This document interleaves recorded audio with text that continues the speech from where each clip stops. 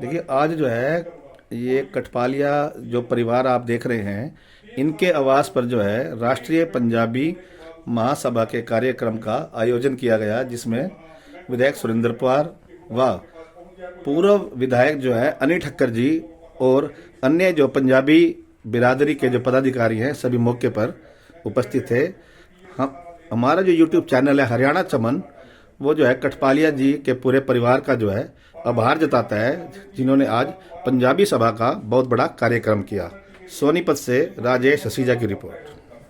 राष्ट्रीय पंजाबी महासभा सोनीपत इकाई का महासचिव होने के नाते एवं आज मुझे मंच संचालक की जो जिम्मेदारी मिली है वो होने के नाते आपका इस मीटिंग में हार्दिक अभिनंदन करता हूं, स्वागत करता हूं। कोशिशें खूब की जाती हैं।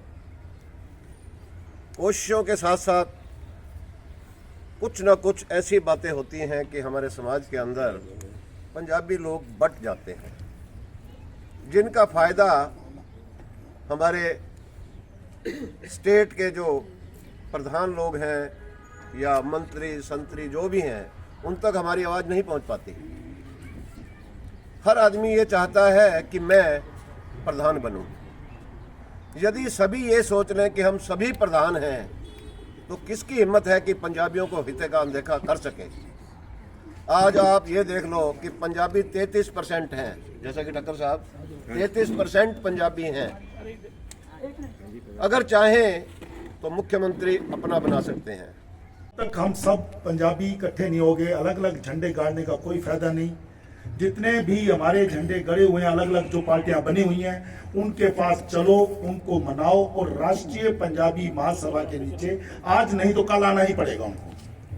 ये तो बिल्कुल स्पष्ट है, आना तो पड़ेगा उनको, क्योंकि हमारी जो पंजाबी महासभा है वो राष्ट्रीय है, नेशनलाइज है और पूरी बड़ी तक इनकी जड़ें फैल चुकी हैं। तो बाकी लोगों के साथ उनको समझना चाहिए कि हम सब लोग अगर हम इकट्ठे हैं तो हमारी आवाज आगे जा सकती है, अगर हम इकट्ठे नहीं है तो आवाज वहीं की यही रह जाएगी। तो मैं आप लोगों से रिक्वेस्ट करता हूं, जितना भी हो अपने पंजाबियों को बुलाओ, बाहर निकालो, उनको इकट्ठा करो, मेंबर बनाओ। हमें बहुत जरूरत है इस टाइम पंजाबी महासभा को हम बनाने का यही वजह है कि हम सब लोग इकट्ठे हों। है हमारे मुख्यमंत्री महोदय, ये जैसे रवि कपूर ने कहा जैसा भी है, लेकिन हमने कम से कम 25 धरने दिए थे पूरे हरियाणा के अंदर कि हरियाणा में एक बार पंजाबी मुख्यमंत्री आना चाहिए, और वो आया। चाहे जैसे भी आया, वो सबके सहयोग से आया, ऐसी बात नहीं है। तो ये मतलब आप कर्म करेंगे तो उसका फल तो मिलता है, कभी ना कभी फल जरूर मिलता है। इसका कर्म कभी खाली नहीं जाता, वो हमने कर्म किए, वो हमें फल मिला। अब सवाल ये होता है कि हमारे सोनीपत के अंदर पंजाबियों को साथ लेकर कैसे चला जाए, सवाल ये है हमारा। तो मैं एक बात कहना चाहता हूं कि हम दुख सुख में, देखिए मैं एक बहुत गहरी बात आपको करता हूं, दुख सुख में अगर किसी को पता लगता है हमारे किसी पंजाबी भाई के घर में कोई दुख है, कोई सुख है, तो हमें वहां पे जाना चाहिए। ठक्कर जी से मैं गुजारिश करूंगा आए और विधायक जी का स्वागत करें यहाँ पहुँचने पर। धन्यवाद। हो गया ये प्रधान जी की तरफ, पूरे ऑफिस बीरर्स की तरफ से एक स्वागत कर देते हैं। तालियों के साथ एक बार स्वागत को सबसे बड़ा स्वागत होता है, एक बार जोरदार तालियों के साथ स्वागत करें माननीय विधायक जी।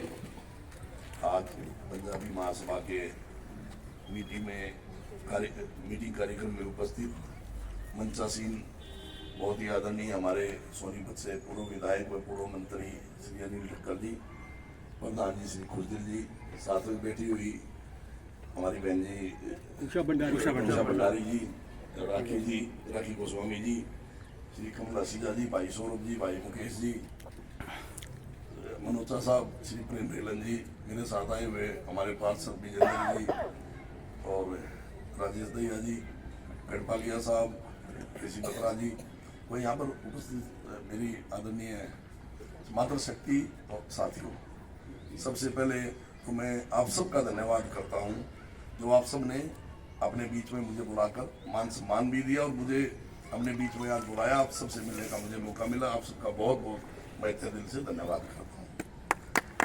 और कल ही मुझे राष्ट्रीय पंजाबी महासभा की तरफ से जो आलोक जी महाराज का एक रोड के नाम से एक रोड रखने का जो मेमोरेंडम मिला था, मैं उसके लिए मैं आपको विश्वास और पक्का विश्वास ये दिलाता हूँ कि जल्द ही एक रोड का नाम चौक का नाम उनके नाम से रखा जाएगा और चौक में मूर्ति के लिए उनकी प्रतिमा जो है वो मैं अपनी तरफ से मैंने बोली हुई है, प्रतिमा आपकी तरफ से हो जाएगी। बहुत बढ़िया, मैंने पिछली मीटिंग में बोल दिया, बहुत धन्यवाद। पिछली मीटिंग में बोला करेंगे अपना, मैंने तो क्योंकि आज अब चौक आप बनवा दीजिए, बहुत बढ़िया तो एक आपने बनी दे दी थी कि नहीं, तो मैं बताता हूँ जयपुर में ना, हाँ जहाँ भी कहेंगे वो वहाँ से बहुत सुंदर बनवा लेंगे, उसकी संगमरमर की बन जाएगी बिल्कुल। और वो हाइट का, क्योंकि मैंने तो आज तो डिस्कस करके ना वो बात कर ली थी, कमल जी को कहा था, मैंने कहा एक मेरे को उनका एक प्रतिमा जो बनवानी है उस तरह का, तो ठीक है कोई बात नहीं,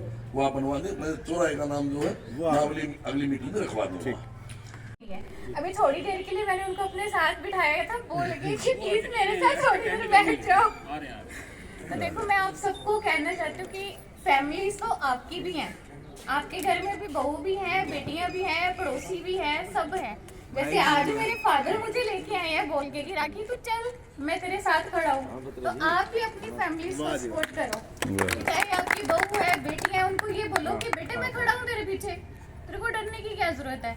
हम लेडीज इसीलिए आगे नहीं आते कि हमें डर लगता है कि भाई हाँ ये पता नहीं क्या होगा, कैसे होगा, वहाँ का माहौल कैसे होगा, या कुछ भी है, यहाँ का माहौल है थोड़ा सा जो मेरे को भी डर लगता है। ऐसा तो कुछ नहीं है, सोनीपत का कह रहे हो, सोनीपत का माहौल है थोड़ा सा ऐसे। विचारों को समझो। तो बट मेरे फादर मेरे को कहते हैं राखी डरती क्यों है, जब मैं हूँ तेरे साथ चल तू, डरने वाली क्या बात है। वही चीज मैं आप सबको कह रही हूँ कि आप भी अपनी फैमिलीज को आगे लेके आओ, ताकि नेक्स्ट टाइम जितनी चेयर्स आपकी लगी है उतनी लेडीज की भी लगी है। में केवल दो व्यक्तियों की भूमिका निर्णायक होती है, एक संतों की और एक राजनीतिक व्यक्ति की, नेता की, बशर्ते दोनों की नीति और नियत सही हो, दिशा सही हो, तो इस दोनों से बढ़कर कोई समाज को दिशा दे नहीं सकता। अभी सुरेंद्र पवार जी ने मेरे आने से पहले 1947 की त्रासदी के बारे में बड़ा विस्तार से वर्णन किया, बताया कि हमारा पंजाबी समाज किस तरीके से 1947 की लड़ाई में, मार काट में कितना कुछ बलिदान देने के बाद यहाँ पर आके स्थापित हुआ, न केवल स्थापित हुआ बल्कि उसने आज सफलता की चरम सीमा और ऊंचाइयों को पाया।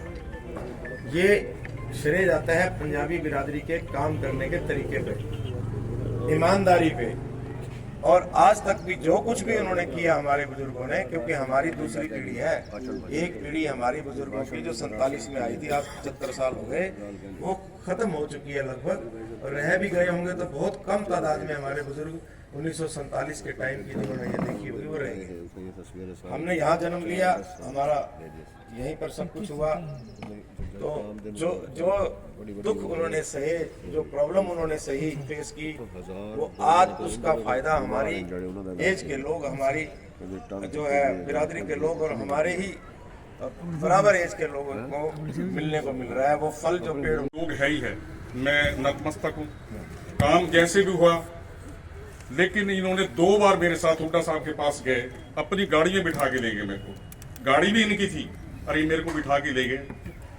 काम किस तरीके से हो, क्या हुआ, वो बहुत बात की बातें हैं, इन्होंने अपनी तरफ से पूरा जोर लगाया। मैं आपको एक बात इसलिए कहना चाहता हूँ कि आप किसी काम के पीछे लग जाओगे ना, काम होना निश्चित है। अगर आप एक बार 2 बार उस काम नहीं हो और आप घर बैठ के काम नहीं हो सकता। इस जागती धाम को लेने के लिए मेरे को 7 साल लगे। एप्लीकेशन जब लगी ना, उसके 7 साल बाद ये मतलब हमें इसकी रिकमेंडेशन मिली। मेरी रिकमेंडेशन, मेरी संस्था की रिकमेंड होने के बाद यहां से इंटरव्यू हुआ, जिसके अंदर डीसी, हुड्डा, एडमिनिस्ट्रेटर, एसडीएम 6 आदमी थे।